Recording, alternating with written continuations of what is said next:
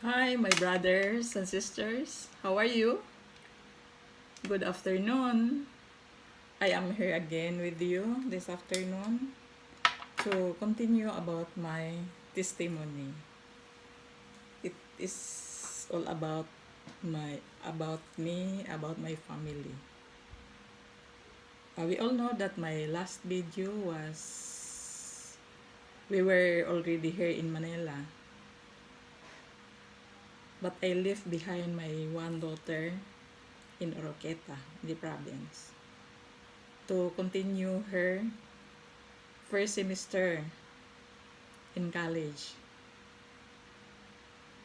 So not long ago, I think that was 4 months after we lived here. We lived there in Oroqueta. I received a text from her that Mama, the internet cafe was robbed and my phone was taken by the robber. So I was very worried because she said that Mama, I only borrowed a phone from my classmate. So I was very worried.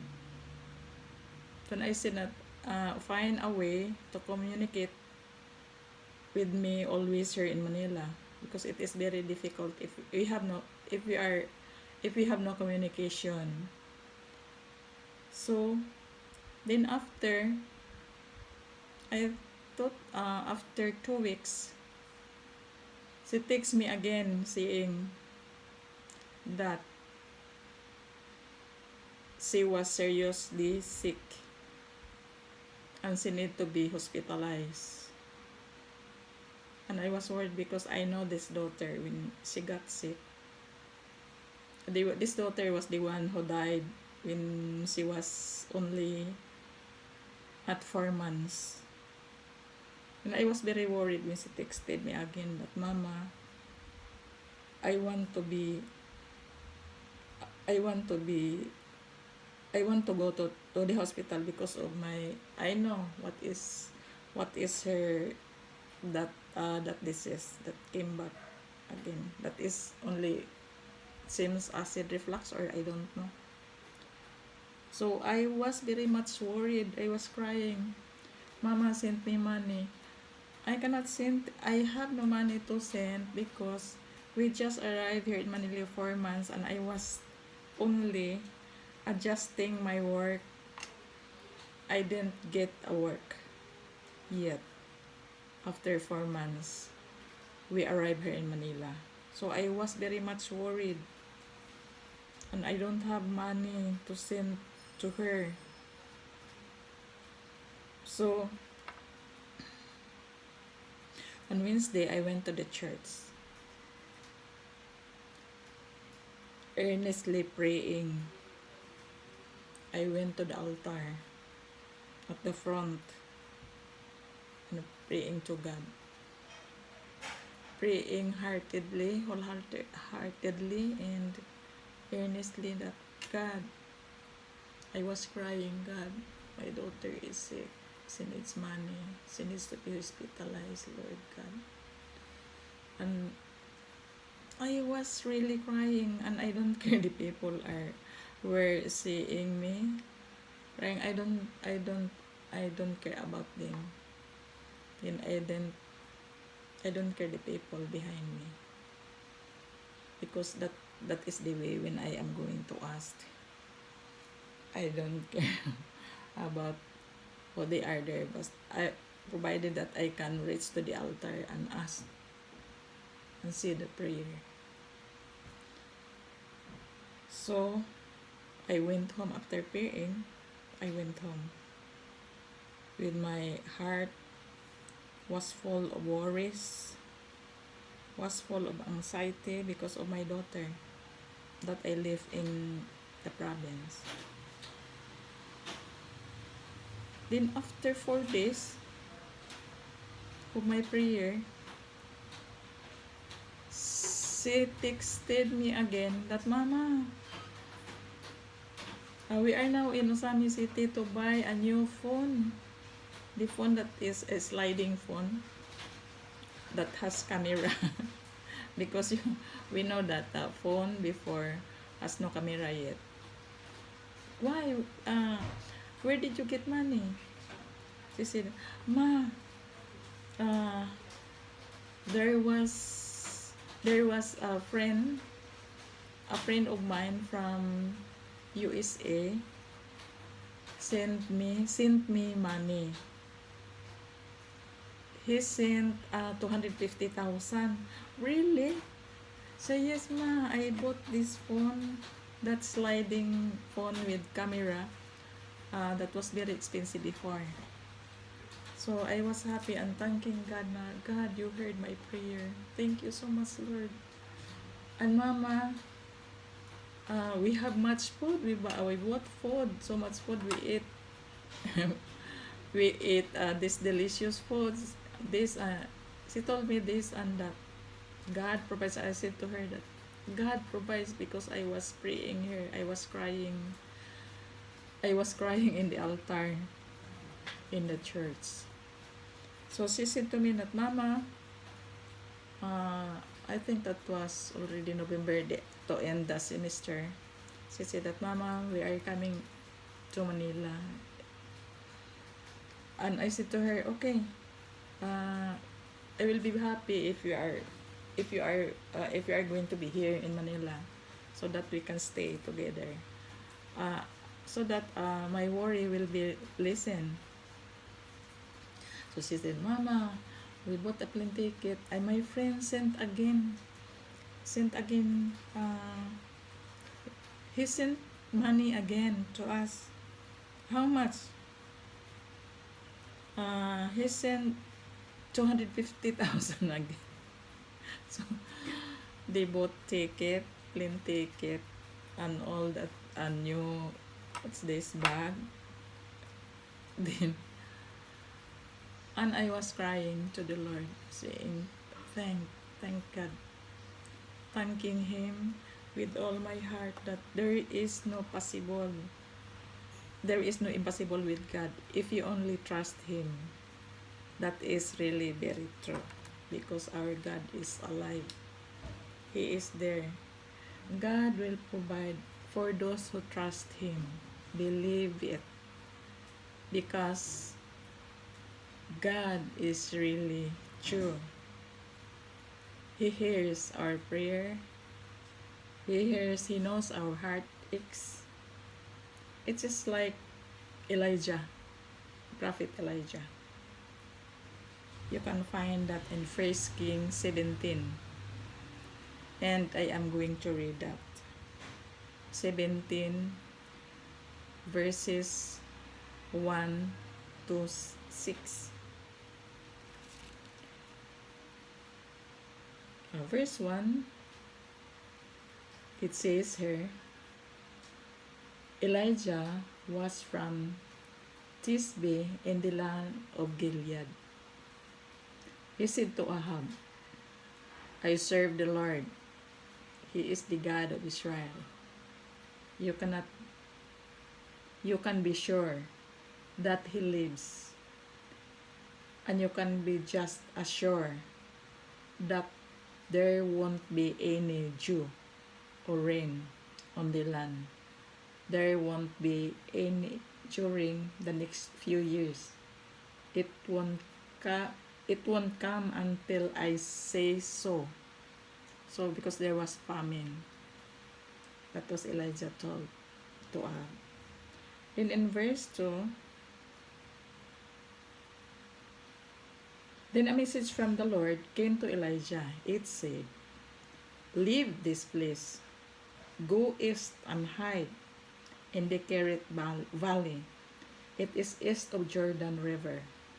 You will drink water from the brook. I have ordered some robins to feed you there. Oh, you see?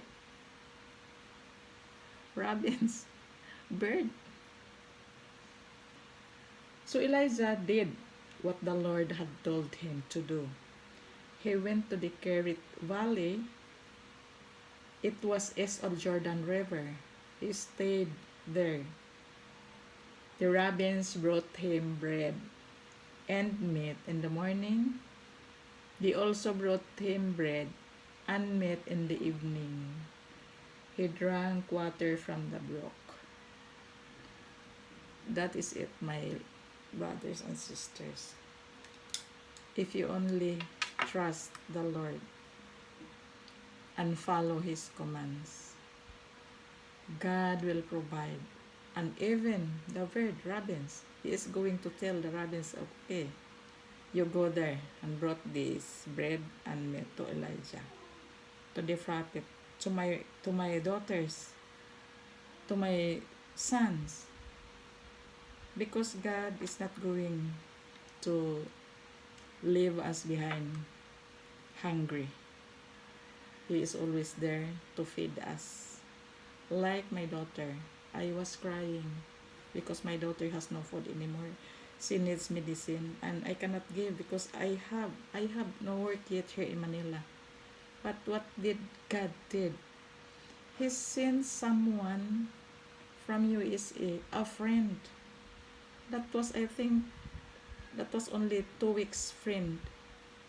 Not an old friend, a new friend. That time, there was no, the scams is not trending yet those years. That was 2004 to 2005. So that is it, my brothers and sisters. We have God. We have the living God. If you only have faith, obey, God will provide. Because when my daughter was have that problem in the province, I said to God, God, why did you send me here in Manila, leaving behind my daughter in the province? I cannot take care of her because I am here and I don't have money to send here. He wants to be hospitalized because she said that I was turning violet, Mama. So as a mother, you know what is that, turning to violet, her fingers. So God listened to my prayers because I obeyed His commandments to be here in Manila. That is why I said to God, you sent me here in Manila, which I don't want, because I don't want to leave my daughter. But I follow your command. I obey your command. Send anything, money, Lord, that my daughter will be treated in the hospital. You see, God sent a friend. God sent someone to feed my daughter in the province who need medication, who need foods, who need cell phone because for our communication. That is how God is true. If we are only true to Him.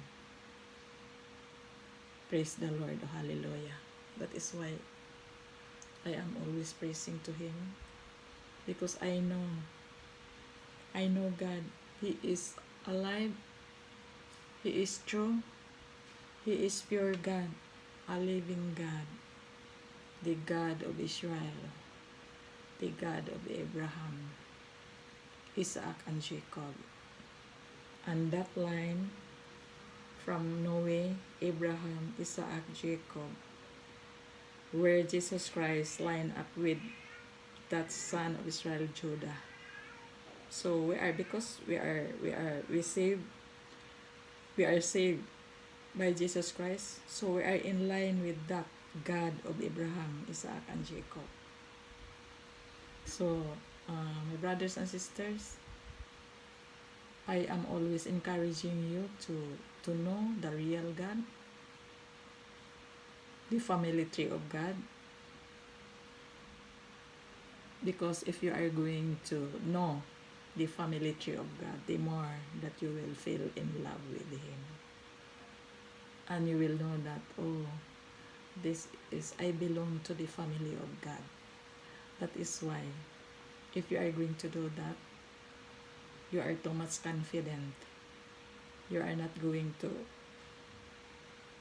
be fear, to be scared, or nothing.